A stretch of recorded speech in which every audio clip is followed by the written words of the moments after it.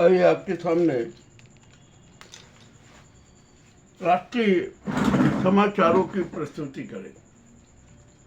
कल पुरी में भगवान जगन्नाथ, बलभद्र जी और बहन सुभद्रा जी की रथ यात्रा निकलेगी। लाखों लाखों जनता शरीक होगी और अपने श्रद्धा सुमन उन्हें अर्पित करेगी। जगन्नाथ की रथ यात्रा, बलभद्र की रथ यात्रा, सुभद्रा जी की रथ यात्रा का एक विशेष पहलू भी एक है कि पूरी यात्रा जब चलती है ना, जब यात्रा चलती है, निकलती है, तो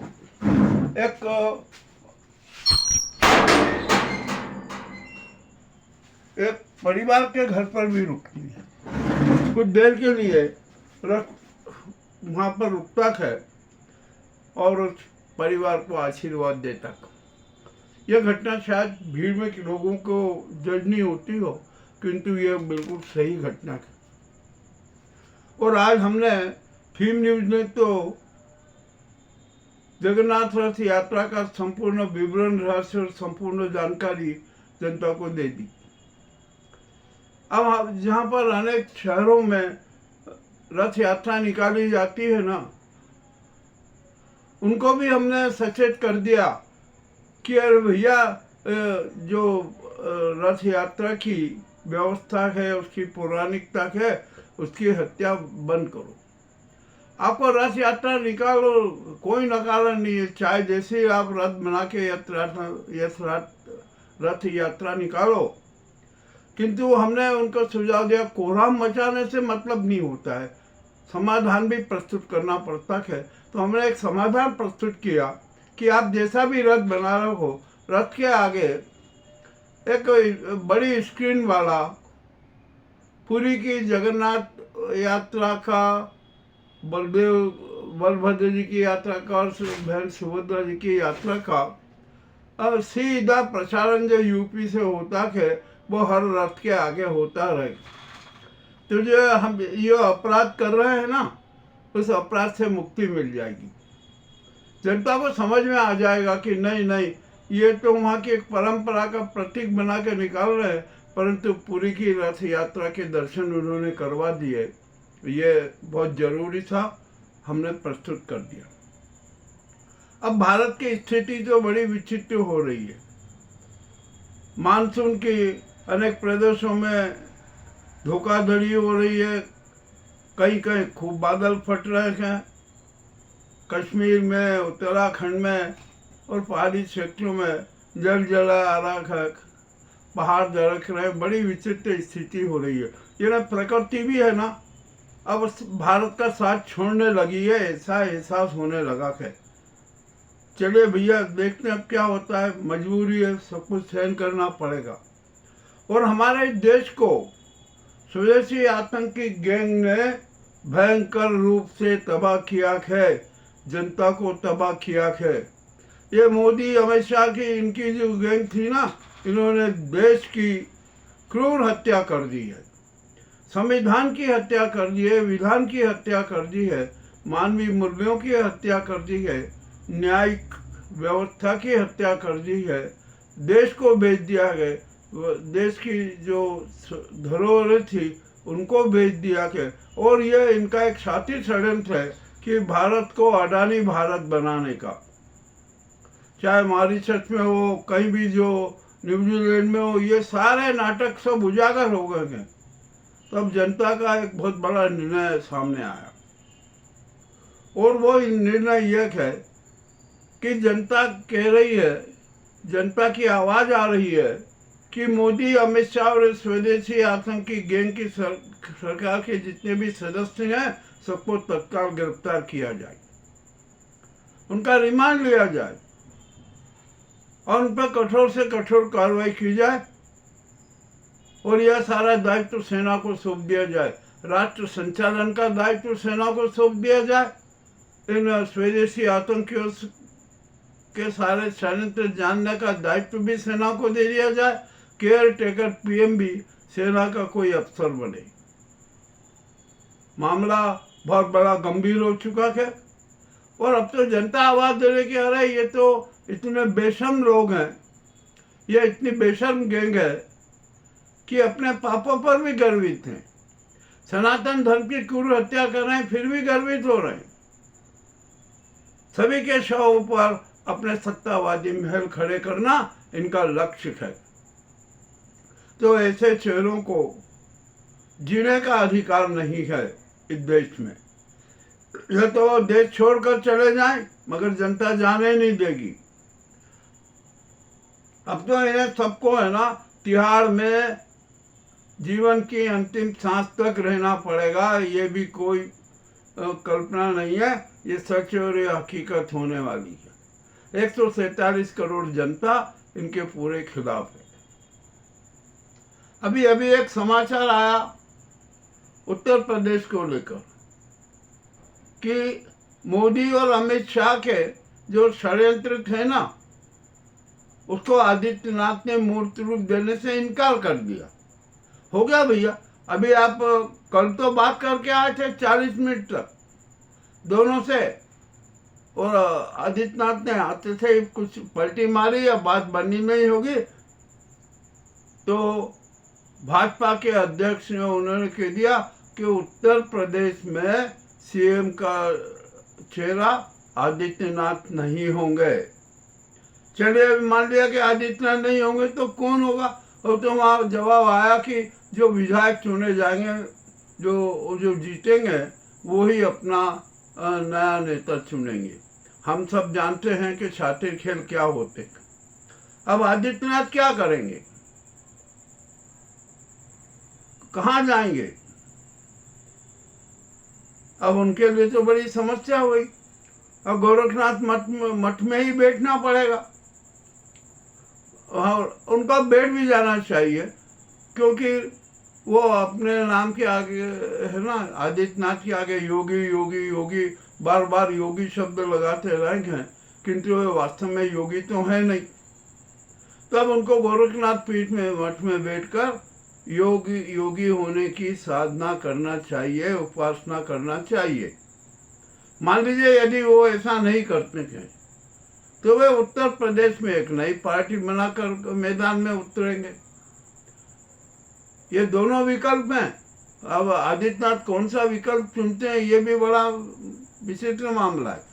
देखते हैं क्या होता है क्या नहीं होता है, आगे की हम बात करेंगे। अभी तो जो एक षड्यंत्र हुआ था ना, उसको हमने उजागर कर दिया। अब भाजपा की हालत भी ठीक नहीं है, उसमें भी हलचल मची हुई है। संघ भी गुजराती गैंग को निपटाना चाहता है। संघ समर्थित 41 सांसदों ने घोषणा कर दी कि हम मोदी के साथ नहीं हैं। यह भी बड़ा खुलासा हो गया कि हम गुजराती गैंग के पक्ष में नहीं है। इतना ही नहीं, एनडीए के जितने भी अनेक घटक लड़े, उन्होंने भी मोदी और अमित शाह को अंगूठा दिखा दिया कि आप अपनी राजनीति चलाते रहिए, हम आपके साथ नहीं है। सरस्वती राज जो विजय ने भी चुनौती दे दी, नायडू भी उनके साथ हो गए, और ये सब इंडिया गठबंधन के साथ जाने के लिए तैयार है। और डीएमके ने भी झटका दे दिया। इन्होंने तो डीएमके में भी तोड़फोड़ करवाने की करी। अब स्टालिन बड़े बेचैन हो गए कि अरे मैंने इनको जरा सा हल्का सा सपोर्ट क्या दिया, इन्होंने तो डीएमके को ही तोड़ने का कर दिया। अब ये तो उनकी आदत है कि फूट डालो राज करो। ये अंग्रेजों के भी बाप हैं। अंग्रेज तो खुल के करते थे, ये तो शातिर ढंग से षड्यंत्र पूर्वक सारे नाटक करते हैं। चलिए अब जो भी होगा, ये राजनीतिक बात है, हम सोचते, परंतु हम तो एक बात बहुत स्पष्ट रूप से कह देते हैं कि राजनीति और धर्म के पंडों ने भारत को महापतन के रास्ते पर ला दिया है, मार्ग पर ला दिया है। भारत का बहुआयामी पतन होता जा रहा है। होगा ना, अब क्या किया जाए? सब तो ध्वस्त कर दिया। संविधान समाप्त करना, संविधान की हत्या करना, विधान की हत्या करना, मानवीय मूल्यों की हत्या करना, न्यायिक व्यवस्था की हत्या करना, सेना के शौर्य की हत्या करना, माँ भारती के आत्मा की हत्या करना, तिरंगे की आत्मा की हत्या करना, 147 करोड़ जनता की भावनाओं की क्रूर हत्या करना इस स्वदेशी आतंकी गैंग का चरित्र रहा है। और ये 12 साल में सब कुछ स्पष्ट हो गया, देख लिया। अब जो ये अपने आप को है ना विष्णु का अवतार कहते रहे, नॉन बायोलॉजिकल भी कहा मोदी ने, विश्व गुरु, स्वघोषित विश्व गुरु हो गए, इवेंट गुरु भी बन गए, जुमले गुरु भी बन गए, और न जाने कौन कौन से गुरु बन गए। अब उनका सारा गुरुत्व का जो अहंकार था वो चूर चूर हो रहा। तो जनता भी भड़क गई। 147 करोड़ जनता कह रही है कि आप पद छोड़िए, पद छोड़िए, आप इतने बेशर्म हो, चरित्रहीन हो, वो आरोप लगा रहे। अब क्या किया जाए, मगर ये इतने बेशर्म है कि इनको शर्म तक नहीं आ रही है जनता की लालच पर। और जो जनता के साथ क्रूर व्यवहार किया जा रहा है ना, उसको अपना शौर्य जता रहे हैं। स्वामी भी इनकी सारी पोल उधेड़ रहे हैं, जो भी कुछ हो रहा है। और भगवान राम के नाम पर तो इन्होंने भारी डकैती कर दी। पूरे सारे डकैतों के संरक्षक भाजपा, संघ और ये विप्र, सारे मामले उजागर हो गए। अब यहाँ पर एक बड़ी विचित्र स्थिति हो गई कि कोई मामला सुप्रीम कोर्ट में चला, तो सुप्रीम कोर्ट में भी इनकी नियत वो हो गई। इनके जो सॉलिसिटर जनरल तुषार मेहता है, उन्होंने सीबीआई के कहा कि जो आपने स्टेटस रिपोर्ट मंगाई है वो सीलबंद लिफाफे में आना चाहिए। अरे क्यों सीलबंद लिफाफे में आना चाहिए? सार्वजनिक हो जाना चाहिए, सुप्रीम कोर्ट में खुले रूप में आना चाहिए। और जिन लोगों ने याचिका लगाई है उनको भी उसकी प्रति दी जाना चाहिए। ये होती है न्याय, परंतु नहीं, इन्होंने न्याय व्यवस्था को भी तबाह करने का रखा। उसकी न्याय व्यवस्था की आत्मा तक की हत्या करने की पहल की। सारे राज उजागर हो रहे हैं। अपने न्यायाधीश खुलेआम कह रहे हैं कि ये बहुत ही गलत काम हुआ है। ये तो सुप्रीम कोर्ट और हमारी जो न्याय व्यवस्था है उसके खिलाफ भी विद्रोह है। ये भी मामला किसी से छिपा नहीं है। अब भैया एक आ जाओ अयोध्या कांड। राम मंदिर पे तो डकैती हो ही गई, कितने की डकैती हुई अभी कोई खुलासा नहीं। मामला है ना गोलमाल हो रहा है। भगवान राम के नाम को भी है ना न्यायालय में खड़ा होना पड़ा भगवान राम को, मर्यादा पुरुषोत्तम को, कि अरे मेरे घर में जो डकैती हो गई है उसका सच्चा न्याय दो। सुप्रीम कोर्ट भी का भी रुख बड़ा विचित्र सा लग रहा है। वो स्पष्ट नहीं कह रहा अरे खुली डकैती हुई है, सब कुछ हुआ है, चोरी हुई है, सारे नाटक हो गए हैं, सब कुछ साक्ष्य हो रहा है, सब कुछ कबूला जा रहा है, फिर भी सुप्रीम कोर्ट सभी डकैतों को नोटिस दे रही है। नोटिस देने की जरूरत क्या है? अब आप अगले सोमवार को सुनवाई करेंगे, उसके में भी बड़े राज सामने आएंगे, तो ये मामला बड़ा विचित्र होता जा रहा। आखिर क्या जाए? अरे अब तो इतना ही नहीं, अब तो अनेक प्रदेशों के अनेक मंदिरों में भी धोखाधड़ी, चोरी, डकैती की जा रही है, सब कुछ हो रहा है। और जो भगवान के दल्ले हैं ना, जो पुजारी बनते हैं, वो तो धन की जो डकैती करते ही करते हैं, मगर जो भक्त प्रसाद चढ़ाते हैं ना, उस प्रसाद तक में डकैती करने लगे। अब एक और आपको बड़ी मजेदार बात बता दूं, संघ जो है ना, ये धन और जमीन को चराक, इसका भी अपना विचित्र चरित्र है।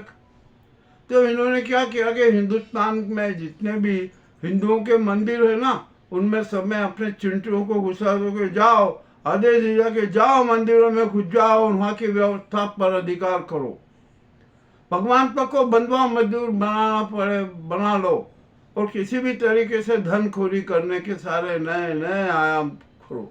ये भी हिंदू मंदिरों के लिए बड़ा एक अभिशाप जैसा हो गया।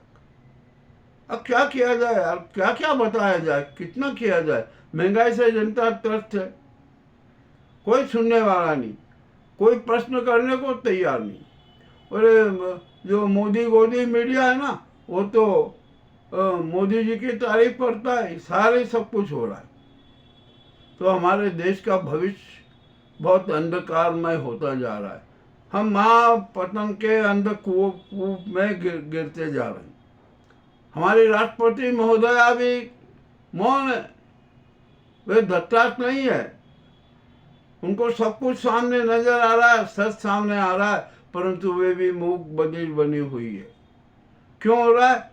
मुझे तो ऐसा लगता कि हमारी राष्ट्रपति महोदया भी है ना, इस स्वदेशी आतंकी सरकार की हाथों की कठपुतली है।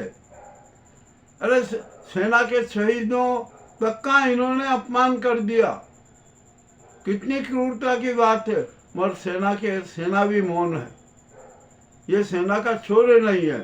सेना को तो ऐसे तत्वों को तत्काल गिरफ्तार कर लेना चाहिए, परंतु अभी तक कुछ भी नहीं हो रहा। अब ये धुआं तो उठ रहा है, हम देख रहे हैं धुआं, हर प्रदेश में धुआं उठ रहा है। और धुआं जब भी उठता है जब आग लगती है। हो गया ना, अब सब कुछ वो हो जाएगा। अभी हमारे मोदी जी महान विद्वान है, MA भी है, BA भी है, और भी जाने क्या है, परंतु अब तो गुजरात के लोग कह रहे हैं, एक अखबार में छप गया, कह रहे हैं मोदी जी तो इंटर में भी पास नहीं कर सके, उसमें फेल है। तो आखिरकार क्या किया जाए? अब तो हाई कोर्ट और सुप्रीम कोर्ट भी कहेगी कि मोदी जी अपनी डिग्री बताइए, आपने कहाँ से किया, सारा विवरण वो तो देना पड़ेगा। चुनाव आयोग में जो इन्होंने हलफनामा दिया है, उस हलफनामे के आधार पर जांच कर ली जाए, तो इनको 3 या 4 साल की सजा होगी और आजीवन राजनीतिक बैन लग जाएगा। तो यह मामला भी बड़ा विचित्र हो रहा है। और मोदी जी ने विदेशों में क्या क्या भारत की खिल्लियां उड़वाई है, ये किसी से छिपा नहीं है। अरे आप अपनी सभा को सफल बनाने के जहाजों से लोगों को ले जा रहे हो सभा के लिए, ये भी एक बड़ी अपने आप में विचित्र बात है। खैर, अब जो भी है ना, ये तो इनकी राजनीति है, और ये नहीं चाहेंगे कि अब देश में कोई चुनाव हो। और ये ज्ञानेश कुमार तो फजीयत में फंस गए। ज्ञानेश कुमार को तो जनता घेरेगी और इतने जूते मारेगी, इतना सारा नाटक करेगी कि जिसकी कोई सीमा नहीं। जो भी हो रहा है, क्या किया जाए भैया, भारत की स्थिति बेहद खराब हो गई। अब यहाँ पर क्या करेंगे? यहाँ पर साधु संतों का चरित्र, और अब तो साधु संत भी है ना, इस नाजी सरकार और गुजराती गैंग से बेहद नाराज हो चुकी है। कह रहे कि अब हम इनको सबक सिखाएंगे। अरे इन्होंने तो क्या क्या झूठ बोला, क्या क्या नाटक किए, किस किस प्रकार के इवेंट किए, और झूठ बोलने में इनको शर्म नहीं आती है। अब जो भी हो रहा है ना, ये आज का जो कड़वी बातों भरा एपिसोड है, ये तो भाग 1 ही है, और अभी नए नए समाचार आते जाएंगे, हम आपके सामने प्रस्तुत करते रहेंगे। तो ये कड़वी बातों का एपिसोड क्रमांक 1 आपको कैसा लगा, हमें अवश्य बताएं। बहुत बहुत धन्यवाद।